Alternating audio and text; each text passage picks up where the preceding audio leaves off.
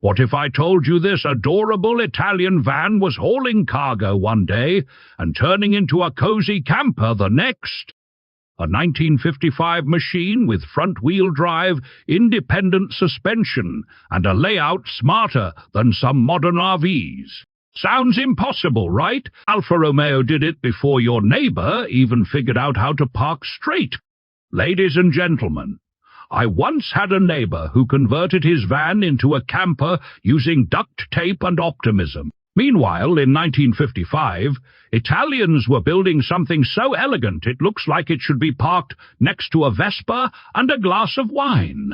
Even Timmy tried restoring one, but after 2 beers, he restored the fridge instead. Sorry, Timmy. So here's the story. Back in 1954, at the Turin Motor Show, Alfa Romeo drops the T10 Autotutto, which literally means all-purpose.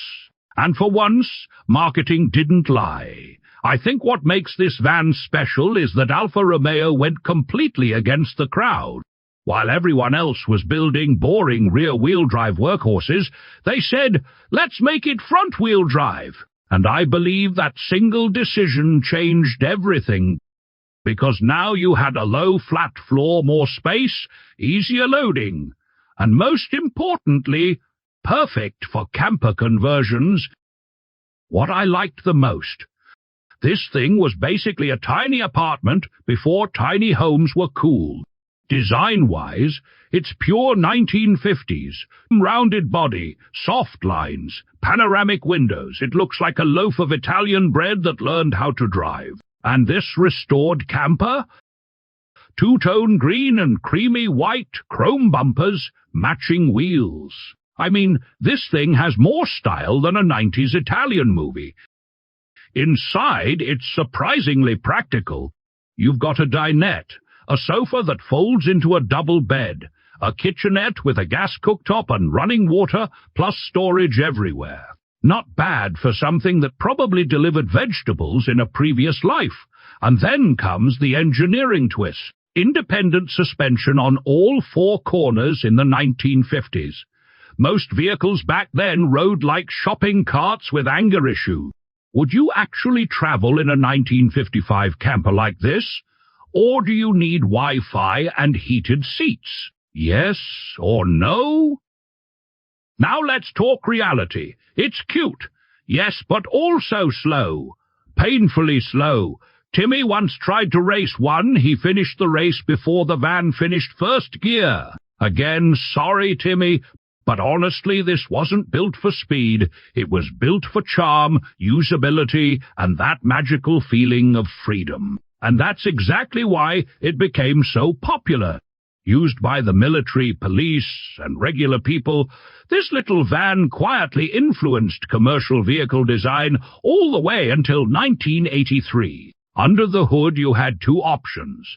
A gasoline inline-4 with twin overhead camshafts producing 27 kilowatt at 3,500 revolutions per h-hour, pushing the van to about 94 kilometers. Yes, 47 kilometers per h-hour. That's not a top speed. That's a suggestion. It came with a 4-speed manual transmission mounted up front and drum brakes on all 4 wheels, so stopping required planning, prayer, and possibly a calendar reminder. This particular 1955 camper keeps its original supercharged diesel engine, which is rare, and also means the new owner now gets to enjoy vintage maintenance, rare parts hunting, and explaining to mechanics what a 2-stroke diesel even is. As for value, these restored Autotutto campers are becoming highly collectible, with prices climbing depending on condition and originality. So, would you trade your modern RV for this rolling piece of Italian history? Because I think this little bread box has more soul than half the vehicles on the road today. And hey, if you want to support the channel, become a sponsor for just $1. Link is in the description. It costs less than Timmy spends pretending he understands vintage engines. See you in the next one, and Timmy, please stop trying to turbocharge kitchen appliances.